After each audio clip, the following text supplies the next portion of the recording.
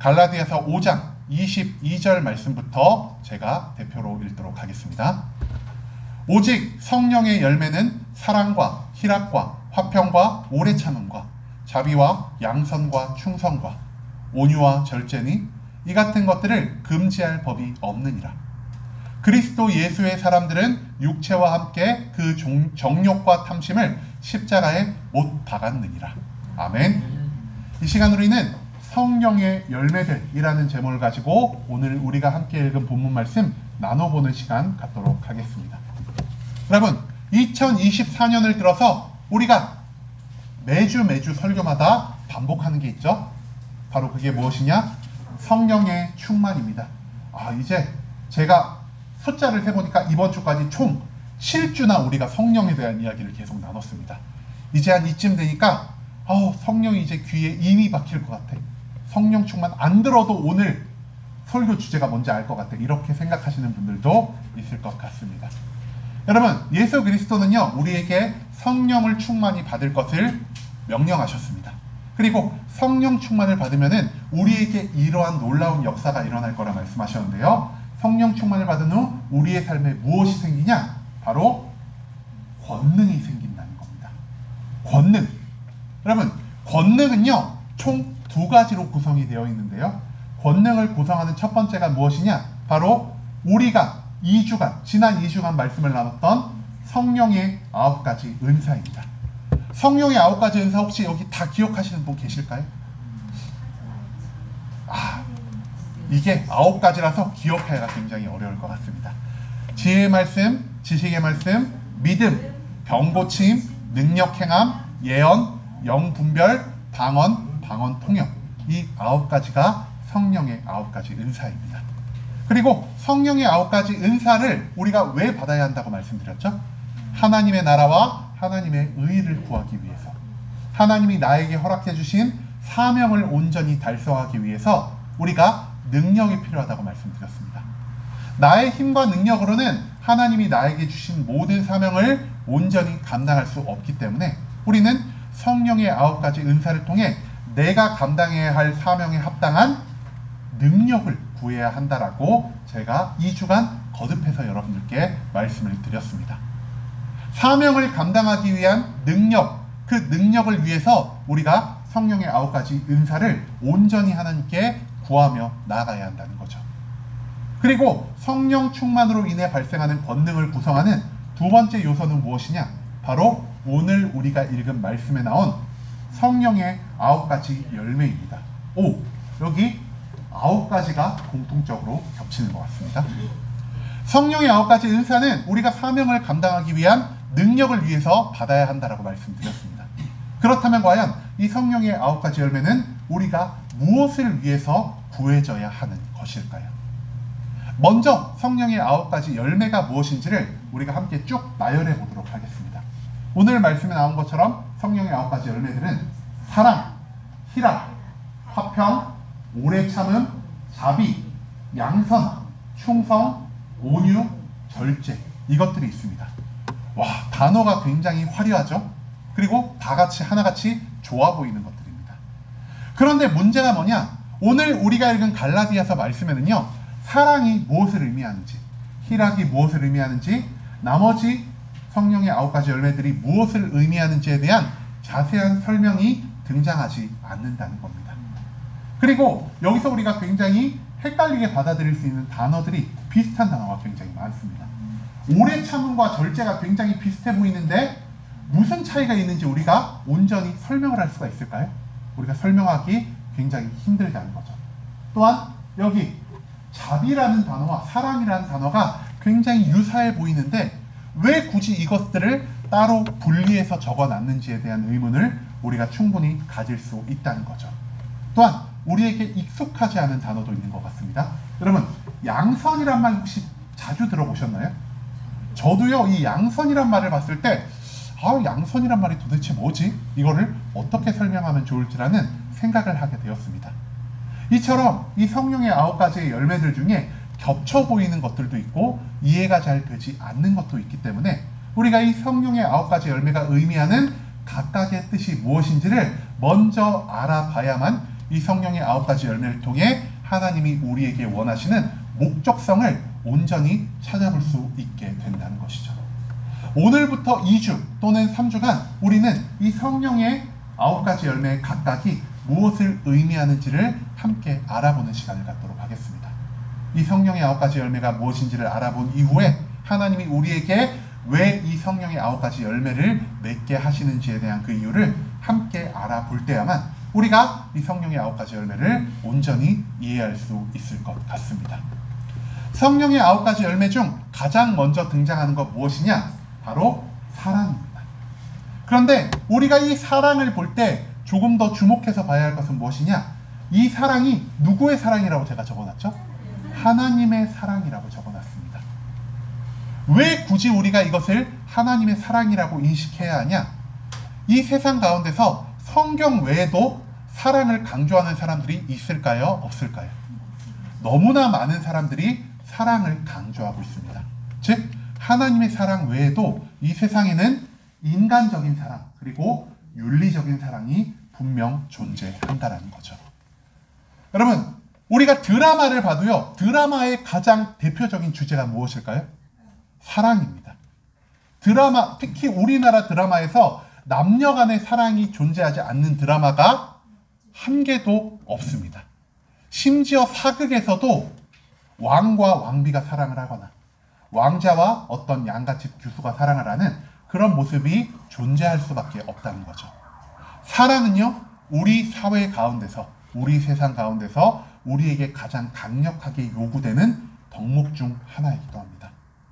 그런데 이 세상이 사랑을 그렇게 강조하고 거듭 말하고 있음에도 불구하고 왜 굳이 성경도 이 사랑에 대해서 강조하고 있을까요? 세상에서 배우는 사랑, 내가 학교에서 배우는 사랑으로 내가 알고 있는 사랑이 충분하지 못하기 때문에 성경은 이렇게 다시 한번 사랑을 강조하고 있다는 겁니다. 여러분, 세상과 이 사회는 왜 우리에게 사랑을 요청하고 있을까요? 가장 대표적인 이유는요, 우리가 사랑을 통해서만 좋은 관계를 맺고 살아갈 수 있기 때문입니다. 사람과 사람의 만남에 있어서 우리가 그 사람과 관계를 유지하기 위해서 가장 필요한 게 무엇이냐? 바로 사랑이라는 거죠. 사랑이 없으면 우리의 관계가 온전히 유지될 수가 없습니다. 사랑은 사람과 사람을 이어주는 접착제의 역할을 하는 것이기 때문에 이 세상의 많은 사람들, 이 세상의 많은 기관들은 우리에게 서로 사랑하며 살 것을 요청하고 있다는 거죠. 우리가요, 좋은 관계가 완성이 된다면은 이 좋은 관계를 맺은 사람들이 쌓이고 쌓여서 완성되는 것이 있습니다. 그 완성되는 것이 무엇이냐? 바로 사회라는 것이 완성이 됩니다. 여러분, 사람은 절대 혼자서 살아갈 수 없는 사회적인 존재입니다. 그렇기 때문에 우리가 많은 사람들이 모여서 사회를 이루고 살아갈 때 우리 인간들이 무엇을 얻을 수 있느냐? 바로 이익을 얻을 수 있습니다. 근데 여기서 조금 의문이 들죠?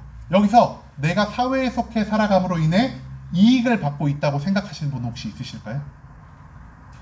내가 굳이 이 세상에서 속해 살아가는데 이익을 얻을 게 뭐가 있어라고 생각하는 게 너무나 자연스러운 것 같습니다.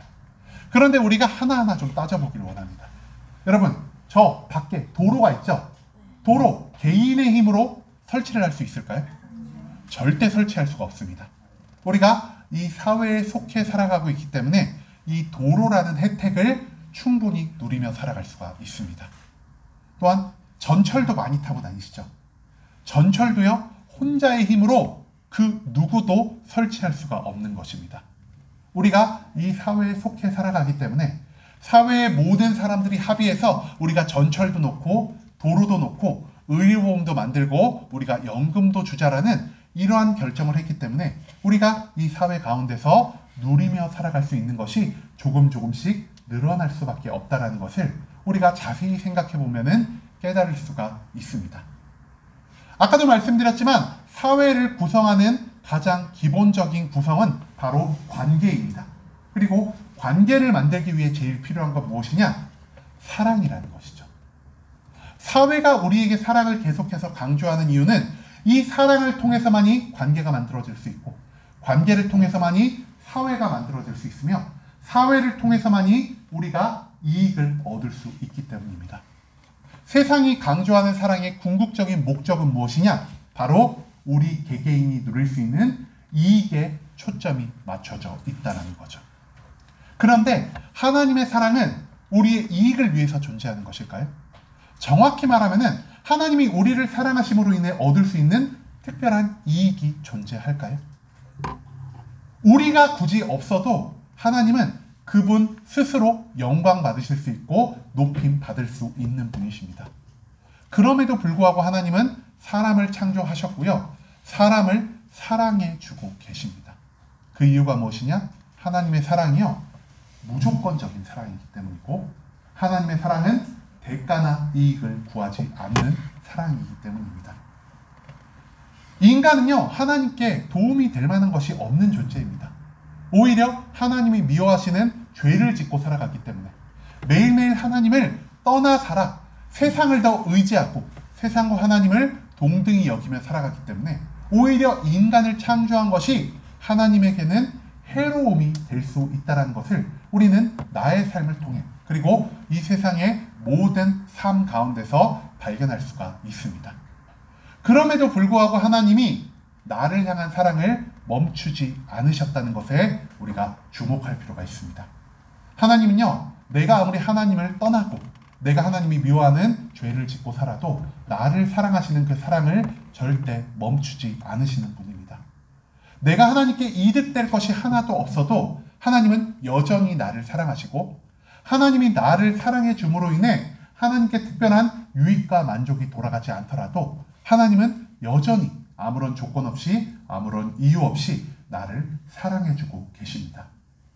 성령의 9가지 열매를 구성하는 첫 번째 이 사랑은요, 세상이 의미하는 나의 이익을 위한, 나의 만족과 유익을 위한 사랑이 아니라 내가 아무런 대가를 얻지 못하더라도, 내가 아무런 유익을 누리지 못하더라도 하나님의 마음을 가지고 이 세상을 사랑하는, 즉 하나님의 사랑을 가지고 무조건적인, 조건 없는 사랑을 세상에 알리는 그러한 사랑을 의미한다는 것을 우리가 오늘 이 말씀 가운데서 발견할 수 있게 되길 소망합니다. 하나님은요, 우리에게 이득을 위한 사랑을 원치 않으십니다. 내가 저 사람과 관계를 맺는다면 내가 저 사람에게 무언가 더 좋은 것을 받아낼 수 있겠지라는 마음을 가지고 저 사람을 사랑하는 게 아니라, 내가 저 사람에게 받을 것이 없어도, 내가 저 사람을 통해 아무런 유익을 얻을 수 없어도 내가 하나님의 마음을 가지고, 내가 하나님의 사랑을 가지고 먼저 다가가 저 사람에게 관계를 요청하는 것. 내가 먼저 저들에게 다가가 정말 사랑합니다, 당신은 너무 귀한 사람입니다라고 말할 수 있는 이 사랑의 마음을 가질 수 있는 것은 오직 성령의 9가지 열매 중 이 사랑의 열매를 통해서만이 완성될 수 있는 것이라는 사실을 우리가 오늘 이 갈라디아서 말씀을 통해 발견할 수 있게 되기를 소망합니다. 성령의 두 번째 열매 무엇이냐? 바로 희락입니다. 여러분, 희락이라는 말도 우리가 많이 들어보지 못했죠? 희락이라는 말은요, 기쁠 희자에다가 즐거울 락자를 써가지고 기쁨과 즐거움을 의미하는 것입니다. 성경이 말하는 기쁨과 즐거움은 무엇이냐? 하나님이 주시는 세상이 줄 수 없는 기쁨과 즐거움이라는 사실에 우리가 초점을 맞추고 이 희락을 알아갈 필요가 있다는 것이죠. 하나님이 주시는 진정한 기쁨, 하나님이 주시는 진정한 행복 무엇일까요? 우리가 하나님이 주시는 행복과 기쁨이라고 생각하면 머릿속에 제일 먼저 뭐가 떠오를까요? 저는 믿음 좋으신 분들이 너무 많네요. 믿음이라고 바로 말씀을 하신 분이 계신데요. 하나님이 주시는 기쁨이라고 한다면은 저는 정말 인간적으로 로또가 제일 먼저 떠오릅니다. 26억. 26억 받으면은 내가 교회를 그만둬도 뭔가 먹고 살 수 있지 않을까라는 이러한 생각을 우리가 충분히 할 수도 있지 않을까요? 여러분, 그런데 하나님이 성경에서 말하시는 이 희락은 무엇이냐? 바로 하나님과 함께 살아가는 것. 내가 특별한 축복이나 특별한 구원을 얻지 못해도 하나님이 내 곁에 있는 그 사실 하나만으로 내가 매일매일 삶에서 기쁨과 즐거움을 누리는 것이 바로 희락이다라고 성경은 우리에게 알려주고 있다는 것입니다. 아까도 말씀드렸듯 우리는요, 하나님 안에서 구원을 얻기를 원하고요, 축복을 얻기를 원합니다. 내가 어떠한 문제 가운데서 나의 문제를 해결해 주셨을 때 그 문제 해결로 인해 내가 하나님을 기뻐할 때가 많고요. 내가 정말 원하는 것을 하나님께 기도하였는데 하나님이 그 기도를 나에게 들어주셨을 때 내가 그 축복으로 인해 기뻐하는 것이 우리 인간들의 기쁨과 즐거움이란 거죠. 그런데 성경은 하나님이 주시는 진정한 기쁨이 무엇이라고 말하고 있냐? 하나님과 함께하는 모든 순간, 모든 장소가 즐거움이 될 때 그것이야말로 내가 성령의 9가지 열매 중 희락의 열매를 온전히 받게 될 수 있다는 것을 성경은 지금 우리에게 알려주고 있다는 거죠. 여기서 우리가 주목해서 봐야 할 부분은요. 모든 순간, 모든 장소라는 말입니다. 모든 장소와 모든 순간이 뜻하는 것은 단순히 내가 구원받을 때만, 단순히 내가 축복받을 때만 하나님 안에서 기쁨과 즐거움을 누리는 것이 아니라 내가 세상 속에서 실패할 때도 하나님 안에서 기뻐할 수 있어야 하고 내가 세상 가운데서 고통받을 때도 하나님 안에서 기뻐할 수 있는 믿음을 가진 것. 그것이 바로 성경이 말하는 진정한 하나님이 주시는 희락이라는 것. 그것을 우리가 기억할 수 있게 되길 소망합니다. 여러분, 우리가 왜 축복을 받지 않아도 슬픔 가운데서도 기뻐할 수 있을까요? 내가 슬플 때 내 곁에 계신 하나님이 나에게 세상이 줄 수 없는 위로를 허락하여 주시기 때문입니다. 내가 실패 가운데서도 항상 기뻐하고 즐거워할 수 있는 이유는 무엇일까요? 나의 실패 가운데서 내가 다시 일어설 수 있는 힘을 하나님이 충분히 공급하여 주시기 때문입니다. 나의 모든 절망 가운데서도 내가 언제나 행복할 수 있는 이유는 나의 절망의 시간을 거쳐 분명 하나님이 내가 생각하지 못한 방법, 내가 생각하지 못한 시간에 나에게 놀라운 축복을 허락해 주실 거라는 이 소망을 내가 받아 살아갈 수 있기 때문입니다. 나의 삶에서 기쁠 때와 즐거울 때만 하나님을 찾는 것이 아니라 슬플 때도, 괴로울 때도, 절망에 빠져 있을 때도 나의 곁에 계시고 나에게 위로를, 나에게 힘을, 나에게 희망을 주시는 하나님으로 인해 나의 삶의 모든 시간과 장소에서 기뻐하며 살아갈 수 있는 것. 이 기쁨은 오직 성령의 9가지 열매 중 두 번째 열매인 이 희락의 열매를 통해서만 얻어질 수 있다는 것을 기억하며 우리가 이 희락의 열매를 얻어 매일매일 모든 삶 가운데 하나님이 주시는 진정한 기쁨을 누리며 살아갈 수 있기를 소망하겠습니다. 성령의 세 번째 열매는 바로 화평입니다. 여러분, 화평이란 뜻은 무엇이냐? 화합할 화자에다가요, 평화로운 평자를 써가지고 화합하고 평화로운 것을 의미합니다. 그런데 성경에서 말하는 화평은 무엇이냐? 우리가 자주 사용하는 히브리어가 하나가 있죠? 히브리어 하면 뭐가 떠오르시나요? 아무것도 떠오르지 않습니다. 그런데 들으면은 아실 수 있는 게 있습니다. 화평이 바로 샬롬이라는 뜻을 가지고 있습니다. 여러분, 샬롬이란 거는 교회에서 종종 들어보셨죠? 샬롬 뜻이 무엇일까요? 오, 아시는 분이 계시네요. 평강인데요. 조금 더 쉬운 우리말로 바꾸면 이게 뭐가 되냐? 안녕하세요 하는 게 샬롬입니다. 안녕, 편안하고 평안하세요라는 뜻을 가지고 있는 것이 바로 이 샬롬이라는 것인데요.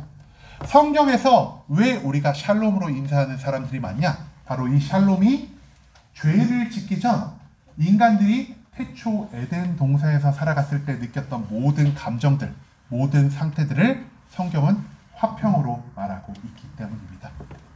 에덴 동산에서 아담과 하와, 이 두 사람이 하나님에 의해 창조되었을 때 그들은 어떠한 삶을 살았을까요? 아담이 먼저 창조되었고 그 다음 아담의 갈비뼈를 이용해서 여자가 창조가 되었죠. 그리고 하나님이 하와를 창조하신 후 아담에게 이렇게 데려가셨을 때 아담이 하와를 보고 어떤 찬탄을 내뱉었을까요? 와, 이는 내 뼈 중에 뼈요 살 중에 살이다. 이 뼈 중에 뼈요 살 중에 살이란 말은요, 내가 너를 영원히 사랑하겠다. 내가 너를 영원히 신뢰하겠다. 내가 너를 항상 섬기고 내가 너에게 헌신하며 살아가겠다라는 이 모든 뜻이 들어있다는 겁니다. 즉, 태초의 에덴 동산에서 죄가 인간에게 들어오기 전 아담과 하와는 어떤 삶을 살았냐? 서로 화합했고요. 서로를 섬기고 서로를 사랑했기 때문에 항상 평화로운 삶을 살 수 있었다는 겁니다. 여기서 근데 문제가 생기죠? 인간 안에 무엇이 들어옵니까? 죄가 들어옵니다. 하나님이 금지하신 선악과를 따먹음으로 인하여 하나님의 명령을 어기게 되었고요. 하나님의 명령을 어김으로 인해 인간 가운데 죄가 들어오게 됩니다. 여기서 죄가 인간에게 굉장히 나쁜 한 가지를 만들어주는데요. 아담과 하와가 선악과를 따먹은 다음 하나님을 피해 숲을 사이에서 숨어 있었습니다. 그때 하나님이 아담과 하와를 찾으시며 아담을 발견하신 후 그에게 질문하셨죠. 아담아, 내가 너희에게 먹지 말라고 금지한 그 선악과의 나무 열매를 너가 왜 먹었느냐? 그때 아담이 하나님께 하나님 죄송합니다. 내가 잘못하여 선악과의 열매를 먹었으니 나를 벌하시고 내가 사랑하고 내가 아끼는 나의 부인 하와를 절대 벌하지 말아주세요. 이렇게 말했을까요? 이렇게 말했으면 참 해피엔딩으로 성경이 끝났을 텐데. 아담은요 그렇게 말하지 않고요 이렇게 말했습니다. 하나님, 제가 먹으려고 해서 먹은 게 아니고요, 저 악한 여자 때문에 내가 선악과를 먹게 되었습니다. 아담이 지금 하와에게 무엇을 하고 있죠? 나의 죄를 하와에게 떠넘기고 있습니다. 아까 죄가 인간에게 들어오기 전 아담과 하와가 어떠한 삶을 살았냐? 서로 사랑하고 서로 신뢰하고 서로 헌신하면서 섬기는 화합과 평화의 삶을 살아갔습니다. 그런데 죄가 들어오게 되자 이 사랑이, 이 헌신이, 이 신뢰가 산산조각나게 됩니다. 죄가 아담에게 들어왔을 때 아담의 첫 번째 변화, 바로 하와에게 자기의 모든 죄를 떠넘김으로 인해서 아담과 하와가 불신 가운데 살아갈 수밖에 없는 이 불신을 만들어냈다는 겁니다. 아담과 하와가 에덴 동산에서 쫓겨난 다음에 그 둘이 예전과 같이 화평 안에서 살아갈 수 있었을까요? 아담은요, 에덴 동산을 떠나고 하와를 볼 때마다 이런 생각을 했을 겁니다. 저 여자만 아니었으면 내가 에덴 동산에서 일하지 않고 항상 기쁨과 즐거움으로 살아갈 수 있었을 텐데 저 여자 때문에 내가 지금 이 땅에 내려서 사는 거 아니야 라는 생각을 하게 되었을 것이고요. 하와는 또 어떤 생각을 하게 됐을까요? 저 남자가 평생 나를 사랑해 준다고, 내 손에 물 안 묻힌다고 그렇게 맹세를 했는데 위기의 순간이 닥치니까 저놈이 나에게 죄를 떠넘기네? 내가 어찌 저런 사람을 평생 신뢰함을 갖고 살아가겠어라는 이런 생각을 하지 않았을까요? 여러분, 지상에 내려와서도요, 아담과 하와 사이에 있었던 이 신뢰, 이 화평이 온전히 깨어지게 되었다는 것입니다. 성경이 우리에게 계속 화평을 요구하는 이유가 무엇이냐? 바로 죄로 인해서 깨졌던 이 불신을 다시 회복시키기 위하여 성경은 우리에게 계속 화평하며 살아갈 것을 요청하고 있습니다. 태초에 아담과 하와가 천국에서 가졌던 그 관계를 회복하기 위해 필요한 것은 무엇이냐? 내가 먼저 저 사람을 사랑해줘야 하고요. 내가 먼저 저 사람을 신뢰해야 하고요. 내가 먼저 낮아짐으로 저 사람을 섬기는 헌신의 자세가 필요합니다. 이 모든 것들을 나의 삶 가운데서 완성할 수 있게 해주는 성령의 열매가 바로 이 화평의 열매라는 것이죠. 화평의 열매를 맺은 사람은요, 방금 말씀드린 대로 내가 먼저 사랑하고 내가 먼저 신뢰하고 내가 먼저 헌신함으로 내가 사람과 사람 사이에 깨져 있었던 이 불신을 온전히 봉합할 수 있는 능력을 가지게 됩니다. 그리고 이 화평의 열매를 가진 사람이 공동체 안에 들어있으면은 이 공동체 안에 어떤 변화가 일어나냐? 서로 화합하는 마음이 생기고 우리 공동체 가운데 평화가 발생하는 놀라운 일이 일어난다는 거죠. 즉, 화평의 열매를 통해 만들 수 있는 건 무엇이냐? 우리가 살아가는 모든 장소가 태초 하나님이 허락해 주셨던 작은 천국으로 변화되어 간다는 것입니다. 내가 먼저 사랑하고 먼저 섬기고 먼저 신뢰를 주는 것, 그것은 오직 성령의 9가지 열매 중 이 화평의 열매를 통해서만 완성될 수 있다는 것을 기억하며 우리가 이 화평의 열매를 맺어 우리가 함께 예배드리는 이 예배 공동체를 작은 천국으로 만들어 나아갈 수 있는 모든 성도님들이 될 수 있길 소망하겠습니다. 성령의 9가지 열매 중 4번째 열매, 바로 오래 참음입니다. 이 오래 참음을 다른 말로 변화시키면 우리가 인내라고도 말을 할 수가 있는데요. 여러분, 인내에 수많은 종류가 있죠? 저는요, 운동하는 거 굉장히 싫어합니다. 운동을 왜 싫어할까요? 육신이 고통을 받으니까 싫어합니다. 그럼에도 불구하고 제가 일주일에 3번씩 운동을 나가서 막 기고를 들었다 놨다 하고 심장이 터질 것 같은데 막 뛰는 그것을 할 수 있게 해주는 가장 근원적인 요소가 무엇이냐? 바로 인내라는 것이죠. 내가 이 시간을 인내하고 오래 참으면 내가 더 건강해질 수 있겠어라고 생각하는 인내의 마음이 저를 운동하게 만들어줍니다. 내일 무슨 날이죠? 내일 월요일입니다. 직장인들이 제일 싫어하는 월요일. 월요병을 떨칠 수 없는 월요일에 우리가 회사에 나가기 싫어함에도 회사를 나올 수 있는 이유 무엇일까요? 내가 이 회사에서 일하는 것을 인내하기로 결정했기 때문에. 여러분, 인내에는요 이토록 수많은 종류의 인내가 있습니다. 그런데 성경이 우리에게 알려주고자 하는, 성경의 9가지 열매를 통해 우리에게 알려주고자 하는 인내는 무엇이냐? 바로 인간 관계에서의 인내입니다. 정확히 말하면 개인과 개인 사이에서의 인내를 뜻한다는 거죠. 여러분, 우리는 사람과 사람의 관계 가운데서 수많은 분쟁을 일으키게 됩니다. 저 사람이 나에게 상처 주는 말을 했어. 저 사람이 의도치 않게 나에게 피해를 주는 행동을 했을 때 나는 저 사람에 대한 어떤 마음을 갖게 될까요? 저 사람 나쁜 사람이야. 내가 저 사람과 관계를 끊어야겠어. 내가 저 사람에게 복수를 해야겠어라는 이런 생각을 가질 때가 훨씬 많을까요? 아니면 그래, 내가 저 사람 용서해야지. 내가 저 사람을 오래 참아야지라는 마음을 가질 때가 훨씬 많을까요? 우리가 정죄하고 복수하는 마음을 가질 때가 훨씬 많을 것입니다.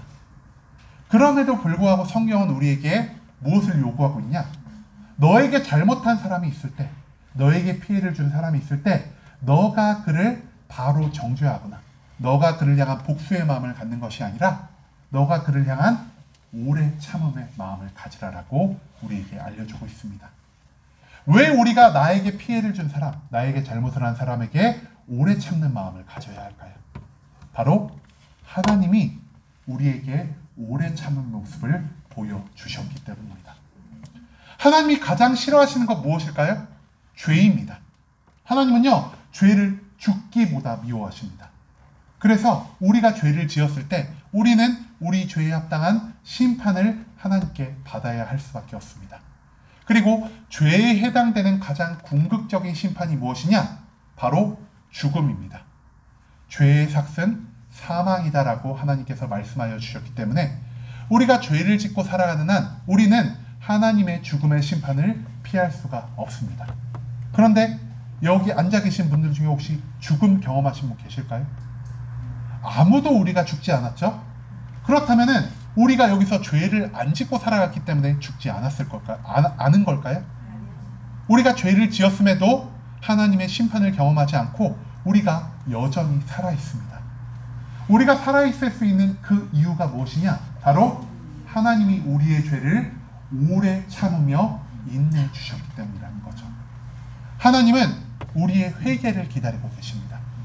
우리가 자발적으로 하나님께 회개하며 나아가는 것, 우리가 자발적으로 나 스스로가 하는 모든 행동이 죄라고 발견하는 것을 하나님은 원하시기 때문에 우리의 모든 죄를 즉시 심판하시는 것이 아니라, 우리가 죄를 지었을 때 우리의 목숨을 즉시 걷어가시는 것이 아니라 우리에게 매일매일 새로운 회개의 기회를 주고 계신다는 사실, 죄를 미워하심에도 불구하고 하나님 스스로가 죄의 모든 것들을 오래 참으며 인내하고 계시다는 사실을 우리는 성경 속 수많은 말씀을 통해, 그리고 지금까지 살아올 수 있는 우리의 삶을 통해 발견할 수 있습니다. 하나님이 오래 참지 않으셨다면 이 자리에 예배를 드릴 수 있는 성도가 단 한 분도 존재하지 않을 거란 사실이죠. 그렇기 때문에 하나님은 말씀하십니다. 내가 너희에게 오래 참은 것 또한 너희들도 너희에게 잘못을 범한 사람들에게 오래 참는 인내의 모습을 보여라라고 말이죠. 아까도 말씀드렸지만 어떤 사람이 우리에게 잘못했을 때 우리는 그 사람을 향해 오래 참는 것이 아니라 그 사람을 정죄하려 하고요, 그 사람에게 복수하려는 마음을 가지고 있습니다. 내가 왜 정죄하고 내가 왜 복수하려는 마음을 가지고 있을까요? 내가 정죄한다면은 이 사람이 변화되지 않을까? 내가 복수를 해서 이 사람이 나와 똑같은 아픔을 경험하게 된다면 이 사람이 과거의 모든 것들을 잘못을 반성하지 않을까라는 이러한 생각을 가진 게 바로 우리 인간이기 때문입니다. 그런데 우리의 이 생각 중에 어리석은 부분이 있습니다. 인간이 인간을 변화시킬 수 있을까요? 인간이 인간을 변화시킬 수 없을까요? 인간은요, 아무리 노력해도 다른 사람의 삶을, 다른 사람의 생각을 변화시킬 수 없습니다. 인간의 생각을 변화시키고 인간이 반성하게 하고 인간이 회개할 수 있는 능력을 허락해 주시는 분은 오직 하나님밖에 계시지 않습니다. 그렇기 때문에 어떤 사람이 나에게 잘못했을 때 내가 먼저 해야 할 것은 저 사람을 정죄하고 저 사람을 복수하는 게 아닙니다. 내가 먼저 해야 할 건 무엇이냐? 내가 저 사람의 모든 잘못을 인내하고 내가 이 인내함과 동시에 하나님께 무릎 꿇고 기도하는 것이 나의 삶에 요구된다는 것이죠. 하나님, 나의 힘으로는 저 사람을 변화시킬 수 없습니다. 나의 힘과 능력으로 저 사람에게 온전한 심판을 허락할 수 없습니다. 그렇기 때문에 내가 하나님께 기도합니다. 인간을 변화시킬 수 있으시고 인간의 잘못을 회개할 수 있는 능력을 허락하여 주시며 내가 회개하지 않았을 때 저들에게 온전한 심판을 허락하실 수 있는 분이 하나님이란 사실을 내가 온전히 믿고 나아가오니 이제는 내가 즉시 화내는 것이 아니라 나의 모든 것들을 오래 참음으로 인내할 수 있게 하시며 하나님이 저 사람을 변화시킬 수 있는 변화의 때를 기다릴 수 있도록 나를 바꿔 주시옵소서라는 이 기도를 우리가 먼저 해야 한다는 것이죠. 어떤 사람이 나에게 잘못했을 때 내가 그것을 즉시 복수하거나 즉시 정죄하는 것이 아니라 먼저 하나님께 무릎 꿇고 기도함으로 오래 참음과 인내를 하나님께 증명하며 살아가는 것. 그것은 오직 성령의 9가지 열매 중 이 오래 참음의 열매를 통해서만 완성될 수 있다는 것을 우리가 오늘 말씀 속에서 발견할 수 있게 되길 소망합니다. 이제는 내가 어떤 사람이 나에게 잘못을 범하였을 때 먼저 그 사람에게 삿대질하며 정죄하는 것이 아니라 내가 저 사람에게 복수해야지라는 이 악한 마음을 품고 살아가는 것이 아니라 내가 저 사람의 잘못을 용서하고 내가 오래 참으며 하나님께 기도함을 통해 저 사람을 향한 변화가 일어날 수 있게 만드는 우리 순복음 함께하는 교회 모든 성도님들이 될 수 있길 간절한 마음으로 소망하겠습니다. 성령의 9가지 열매 중 5번째 열매 무엇이냐? 바로 자비입니다. 자비는요, 조금 쉬운 말로 풀어서 어떤 사람들에게 친절함을 보이는 친절한 모습이라 할 수 있겠습니다. 그런데 우리가 어떤 사람들에게 보통 친절을 베풀까요? 나에게 유익을. 정답이 여기저기서 많이 나오네요. 우리가 친절을 베푸는 사람들이요, 정해져 있습니다. 첫 번째, 나랑 피를 나눈 사람들에게 우리가 친절함을 보입니다. 나의 아들, 나의 아버지, 나의 어머니, 나의 할아버지, 이런 사람들에게 우리가 보통 친절함을 베풀죠. 그리고 두 번째로 평소에 나에게 잘해준 사람에게 내가 친절함을 베풉니다. 저 사람이 해외여행을 갔다 왔는데 나에게 조그만 선물을 사다 줬네? 너무 감동이야. 나도 어디 갔다 오면은 저 사람에게 꼭 선물을 사다 줘야지라는 이러한 친절함의 마음을 우리가 갖고 있지 않겠습니까? 세 번째로 우리가 어떤 사람에게 친절을 베푸냐? 나에게 도움을 줄 수 있는 사람에게 친절을 베풉니다. 내가 저 사람과 뭔가 계약을 맺어야 됩니다. 그러면은 내가 저 사람을 딱 찾아가자마자 우리 계약 맺읍시다, 이런 말을 할까요? 절대 이렇게 안 하겠죠? 내가 제일 먼저 하는 거, 야, 밥 사줄게, 나와라. 밥이나 한번 먹자. 그래서 유명한 말이 있습니다. 돼지고기까지는 사심이 없는데 소고기부터는 사심이 들어간 거니까 조심할 필요가 있다. 이러한 말이 우스갯소리로 등장하기도 하는데요. 우리는요, 친절을 베푸는 대상이 한정이 되어 있습니다. 나와 피를 나누거나 나에게 평소에 잘해줬거나 나에게 유익을 줄 수 있는 사람에게 우리가 친절을 베푸는데, 성경이 말하는 친절은 무엇을 의미하냐? 바로 자격 없는 자를 향한 친절함을 하나님이 우리에게 요구하고 계신다는 거죠. 이 자격 없는 자를 향한 친절을 예수님은 이렇게 말씀하셨는데요. 마태복음 5장 46절 47절의 말씀입니다. 너희가 너희를 사랑하는 자를 사랑하면 무슨 상이 있으리요? 세리도 이같이 아니하느냐? 또 너희가 너희 형제에게만 무난하면 남보다 더하는 것이 무엇이냐? 이방인들도 이같이 아니하느냐? 예수님이 지금 무엇을 말하고 있죠? 사랑받을 만한 자만 사랑하지 말아라. 너와 피를 나눈 자만 사랑하지 말아라. 너가 미워하는 자에게도 너가 친절을 베풀어야 할 것이요. 너에게 아무런 유익을 주지 않는 사람에게도 너희가 친절을 베풀어야 할 것이다 라고 성경은 우리에게 알려주고 있습니다. 왜 우리에게 아무런 유익을 주지 않는 사람, 왜 나에게 친절을 베풀지 않은 사람에게도 우리가 친절을 베풀며 살아가야 할까요? 여러분, 하나님이 이미 우리에게 아무 조건 없는 친절을 베풀고 계시기 때문입니다. 아무 조건 없이 아까 우리가 하나님의 사랑에 대해 우리가 말했죠? 하나님의 사랑은 무조건적인 사랑, 유익과 이익을 구하지 않는 사랑이라고 말씀드렸습니다. 우리가 하나님께 받은 모든 것, 내가 살아갈 수 있는 이 생명, 내가 지금 입고 있는 이 옷, 우리가 예배 끝나고 오늘 먹을 점심 그 모든 것들이요, 하나님의 은혜로 인해 주어진 것입니다. 그리고 하나님이 은혜를 줄 때 우리에게 특별한 대가를 구하지 않으십니다. 너 헌금 얼마 이상 내야만 오늘 점심 먹을 수 있어. 하나님 절대 이렇게 말씀하지 않으셨죠? 하나님은 우리에게 대가 없는 친절, 대가 없는 은혜를 베풀어 주십니다. 우리가 하나님께 대가 없이 모든 것들을 은혜로 받았기 때문에 우리 또한 자격 없는 자들을 향해, 나에게 유익을 주지 못하는 자들을 향해서도 하나님의 마음으로 대가 없이 자격 없는 자들에게 친절을 베풀며 살아야 한다는 것을 예수 그리스도는 우리에게 알려주고 계십니다.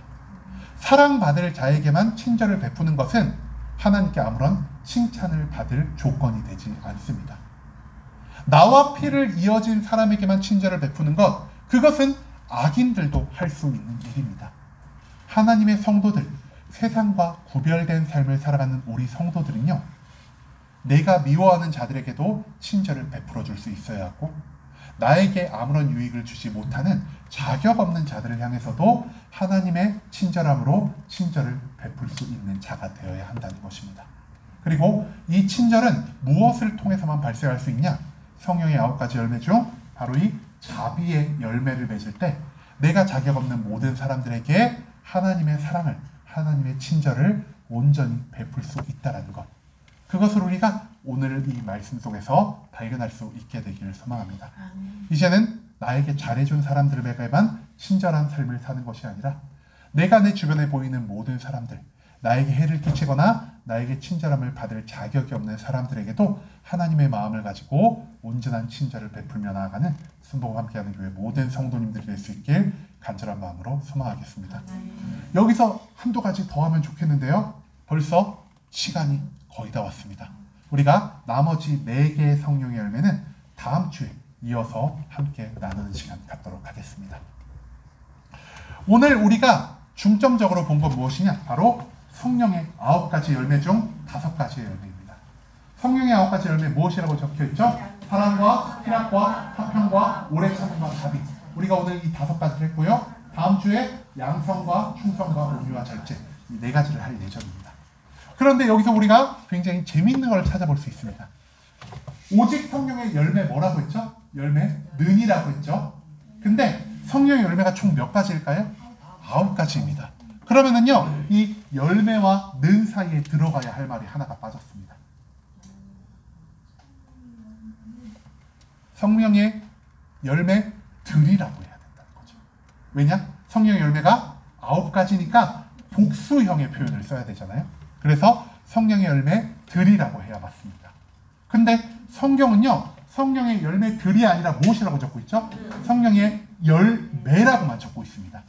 즉 성령의 열매는요, 하나라는 겁니다. 9가지 열매를 따로 맺어야 되는 게 아니라 이 성령의 9가지가 모두 모였을 때 성령의 열매가 완성된다라고 하는 것이죠. 그렇기 때문에 우리가 이 성령의 열매를 어떤 과일로 비유할 수 있냐? 귤로 비유할 수 있습니다. 이렇게 이해하면 우리가 굉장히 이해가 좀 빠르겠죠? 성령의 9가지 열매는요, 이 귤과 마찬가지입니다. 우리가 귤을 1개, 2개로 셀 때 어떤 거를 귤을 1개로 삼을까요? 요 껍질 안에 둘러싸인 귤을 하나로 삼지, 우리가 이렇게 분리되어 있는 것들을 1개, 2개, 3개, 4개, 5개 이렇게 생각하지 않습니다. 그리고 귤을 우리가 닦았을 때 여기 귤이 제가 해보니까 9적 정도 되는 것 같습니다. 그래서 성령의 9가지 열매인 것 같은데, 귤이 9적이 온전히 딱 들어있을 때 우리가 이 귤을 온전한 귤로 생각을 하겠죠. 귤 껍질을 까봤는데 귤 껍질 안에 귤이 한두 조각이 빠져 있습니다. 그러면 우리가 이 귤을 보고 어떤 생각을 할까요? 이 귤 뭔가 문제가 있는 귤이 아니야? 벌레가 파먹은 귤이 아니야? 나 이 귤 말고 다른 귤 먹을래라고 우리가 다른 귤을 선택하지 않을까요? 여러분, 성령의 9가지 열매는요, 성령의 은사와 다른 점이 있습니다. 성령의 은사는 모두가 모든 것을 받을 수 없다라고 말씀드렸죠. 각자 허락된 사명에 따라, 각자 필요한 능력에 따라 주어지는 것이 성령의 은사입니다. 내가 누군가를 가르쳐야 하는 위치에 있다면 나에게 필요한 은사는 지식의 말씀일 겁니다. 지식의 말씀을 가진 자가 굳이 방언과 방언 통역의 은사를 가질 게 필요가 없겠죠. 우리에게는 나의 사명을 위해 지식의 은사만 있으면 됩니다. 반대로 내가 능력 행함을 통해 하나님을 이 땅에 알릴 사명을 갖고 있다고 생각을 해봅시다. 내게 필요한 것은 능력 행함이라는 은사입니다. 내가 이 능력 행함을 위해서 지혜의 은사나 아니면 지식의 말씀이나 지혜의 말씀이나 아니면은 예언이나 이런 것들이 굳이 필요가 할까요? 필요하지 않다는 것입니다. 성령의 은사는요, 각각에게 부여된 사명을 위해서 한 가지나 두 가지 정도만 받아도 내가 그 은사를 통해 하나님의 나라와 하나님의 의를 온전히 달성할 수가 있습니다. 하지만 성령의 은사는 다릅니다. 성령의 은사는요, 아까 우리가 말씀 나눈 것처럼 사랑과 희락과 화평과 오래 참음, 자비, 양성, 충성, 온유, 절제 이 9가지를 모두 맺어야 할 필요가 우리에게 있다는 것이죠. 왜냐? 이 9가지가 모두 하나가 되지 않으면 성령의 열매는 불완전함을 갖고 있기 때문입니다. 나는 성령의 9가지 열매 중에서 사랑의 열매만 맺어야지. 나는 성령의 9가지 열매 중에서 오래 참음의 열매만 맺어야지라고 생각한다면 우리는 이 성령의 열매를 완성시킬 수가 없다라는 것을 우리가 오늘 이 말씀을 통해서 발견할 수 있게 되기를 소망합니다. 여러분, 성령의 9가지 열매는요, 이 9가지가 나의 안에서 모두 완성될 때 우리가 성령의 열매를 맺을 수가 있는 것이죠. 그리고 우리가 이 성령의 열매를 온전히 맺고 살아갈 때 성령의 열매를 맺힌 우리의 이 삶을 하나님께서 인정해 주시고 기뻐 받으신다는 사실을 우리가 이 말씀 가운데서 발견할 수 있게 되기를 소망합니다. 우리가 이제는 성령의 9가지의 것들 중, 성령의 9가지의 열매 중 내가 원하는 것들만 하나님께 구하지 않기를 소망합니다. 내가 할 수 없어 보이는 것들, 내가 원치 않은 성령의 열매들까지 내가 나의 안에서 온전히 열매를 맺을 때 그 모든 9가지에 합해져서 완벽하고 완전한 성령의 열매를 완성한다는 사실을 기억하며 이제는 우리가 오늘 말씀 나눈 성령의 5가지 열매들, 그리고 우리가 다음 주에 나눌 성령의 4가지 열매들을 모두 하나님께 구하며 나아가는 순복음 함께하는 교회 모든 성도님들이 될 수 있길 간절한 마음으로 소망하겠습니다.